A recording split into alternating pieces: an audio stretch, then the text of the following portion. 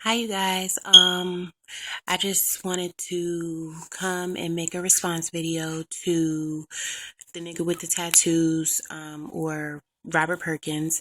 Um, he made a video about Kelly Rowland, the Dirty Laundry song. Now, first, before I get started, let me say a couple things. This is my first YouTube video. And sorry that this is on my cell phone. I was trying to get my laptop to work, but I couldn't get it together, and I wanted to go ahead and make this video. So I apologize for the video quality, and if I decide to make more videos in the future, it'll be from a different camera.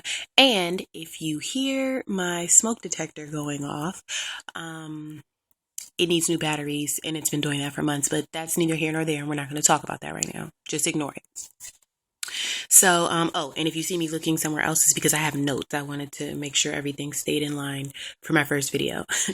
So anyway, back to the response about Rob's video for Kelly Rowland's Dirty Laundry song. Okay, so he started off saying that Kelly Rowland has sold herself and slutted herself out basically to be relevant in the industry. And when Motivation first came out, that's the first thing that I thought too. Like, okay, this is not the Kelly that I'm used to or whatever. And I know that everybody grows up and like gets grown, but I don't know, it just didn't seem natural. I hadn't seen the Motivation video until just now. I watched it so that I could talk about it in this video. But yeah, it was racy, and she didn't even really look comfortable. Like, I just don't buy into Kelly as being like sexy. You know what I mean? Like, not that she's unattractive, but she's just not like, to me, she doesn't give off any sex appeal, or she's not comfortable in whatever she's trying to sell us right now. I'll say that. Like, maybe if there was another way that she was going about being sexy, it might come off as different. But however she's trying to do it now, I don't buy it, and I don't think a lot of you guys buy it either. But as far as the Dirty Laundry song, I don't really like it. I mean, I don't think it's a bad song. It's not anything that I'd go to like listen to myself. It was really long, and it seemed kind of like rambly, like the flow was kind of weird. And the talking about her being jealous. Now, okay, Rob made mention of Kelly being jealous of Beyonce and saying that she shouldn't be because she doesn't have the same talent or like skill set as Beyonce. While I do agree with the fact that she does not have the same talent, or I won't say, well, yeah, because she doesn't have the same voice as Beyonce, but I'll also say that she probably doesn't have the same work ethic as Beyonce. For a long time, if you think about it, it seems like that's all Beyonce was doing, was working. And I think that she probably has like a genuine love for just like working. You know, there's some people that are like that. They just like to work, and they're like perfectionists and stuff like that. I don't know Kelly, but she just doesn't seem to have that. And she didn't have Matthew Knowles behind her like Beyonce did. That's her father, you know what I'm saying? Even though he's managing both of them, there's no way he couldn't have been biased. So I do think that, I'm not saying it was all him that got Beyonce where she was, but I do think that, your machine behind you, definitely helps a lot. But I don't think that it's fair to say that she shouldn't have been jealous. Like, if you think about it, that's probably a hard shadow to like be in. Beyonce, she's every time you turn around, she's doing something or on a magazine or something like that. And for real, they started in the same place. They were both a part of Destiny's Child. So they both got the same start. And then Beyonce just like took off after they split up. So I don't think that it's unreasonable to see that she might harbor some type of envious feelings or whatever, because for whatever reason her career wasn't doing that. And then you don't know what type of things were going on, behind the scenes, because Matthew was both of their managers. And back then the media responded to light skinned, long haired women, and that's what Beyonce was. That's not anything that Kelly can change. Kelly can't be light skinned. Well, I mean, she could, but y'all know what I'm saying. Like, she could use bleaching creams and all that, but that's not, I'm saying she wasn't naturally born like that. And that's not, it's just not what mainstream America was checking for real. So that was something that she had against her.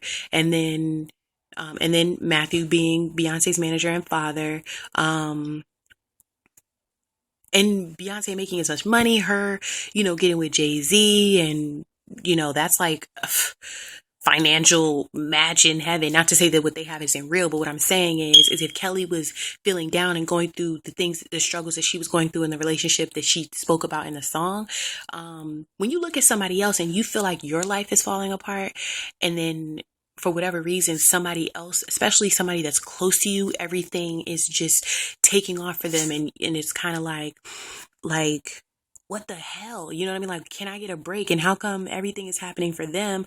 I could see that. I don't think that there's anything bad about it. It's honest. It's an honest feeling to like talk about. And a lot of people wouldn't want to like own up to feeling like that. So I don't think that was bad, but I do think that it was tacky for her to like name drop Beyonce, the way she did.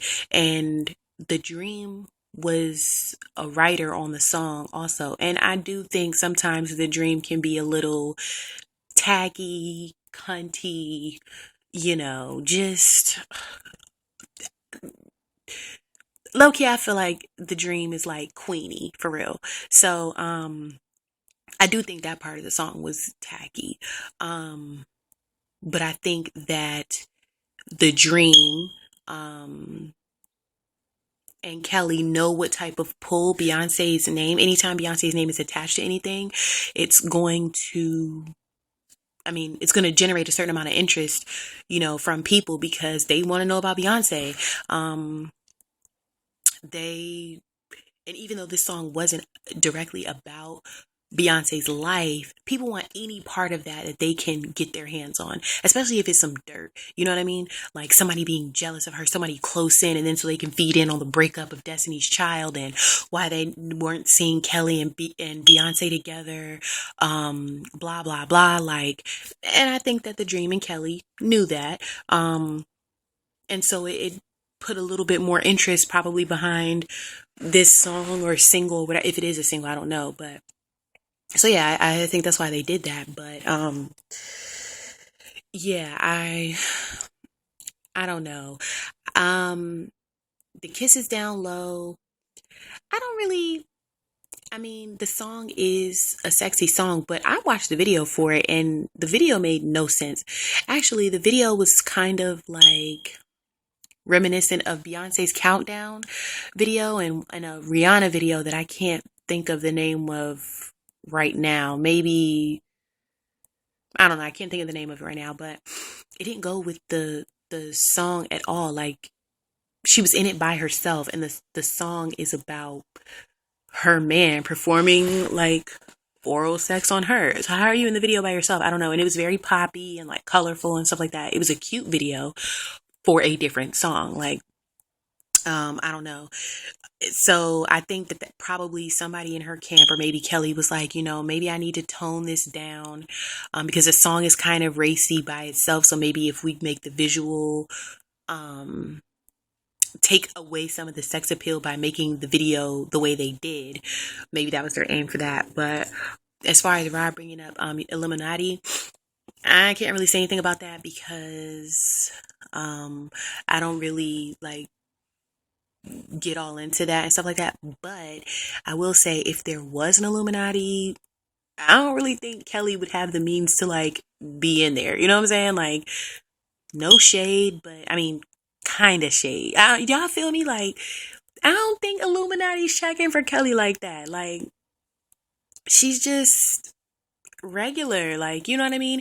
And I think that there are a lot of, just in this day and time, if you're not Beyonce or Rihanna, you're not really anything. I mean, those are the two that are at the top. And then I can probably think of like a whole bunch of people who make good music. Like Fantasia makes great music. Her last CD, I think it was called Back to Me or something like that. I still play that. And I think that came out in like 2010 or something.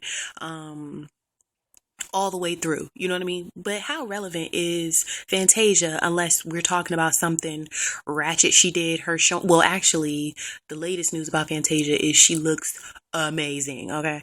But other than that, like, usually when you're talking about Fantasia, it's something stupid or, you know, something dumb that she did. Or how relevant is Keisha Cole now, which she's doing that to herself. Her nasty attitude got her where she is. How relevant is Sierra? How relevant is Carrie Hilson? You know what I'm saying? Kelly, to me, falls into those categories of those women. Like, might make good music, but nobody's really checking for you like that. And I don't know what it is. I don't know what she doesn't have, but whatever it is, she just don't have it. And so I really don't take her selling herself out, even though I do recognize that that's what it is.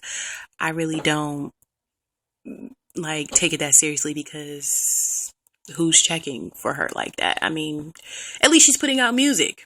That's how I kind of feel. Like, at least she's putting out music.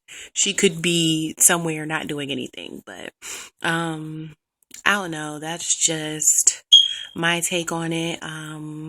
Like I said, it's my first video, so sorry if it was a little unfocused or whatever. I tried to stick to the formula I created in my head as much as possible, but I think I'll be doing more of these, so feel free to comment and let me know what you think, or make a response video. And this is no knock on Rob, the nigga with the tattoos, because I'm actually like you know, fan of most of his work, and I'm part of Team Have Some, so go Team Have Some. But yeah, so that's just what I wanted to say, and I'm out.